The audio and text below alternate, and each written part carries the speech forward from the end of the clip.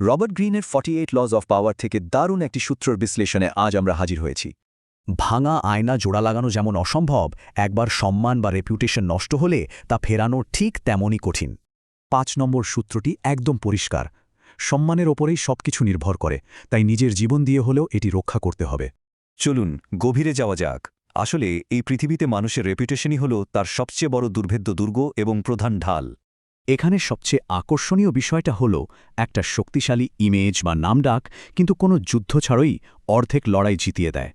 শক্ত ইমেজ এমনিতেই সবার শ্রদ্ধা আদায় করে নেয়, অন্যদিকে দুর্বল রেপুটেশন চারপাশ থেকে মারাত্মক সব বিপদের সুযোগ তৈরি করে।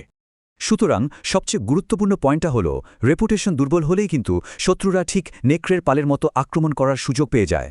তাই কেউ বদনাম ছড়ানোর চেষ্টা করলে বিন্দুমাত্র ছাড় না দিয়ে তাৎক্ষণিকভাবে তাকে সবচেয়ে কঠোর আর উচিত জবাবটা দিতে হবে। ইমেজ কখনোই নষ্ট হতে দেওয়া যাবে না। ল 6 কি বলছে জানতে চান? আরও জানতে অবশ্যই সাবস্ক্রাইব করে সাথে থাকুন।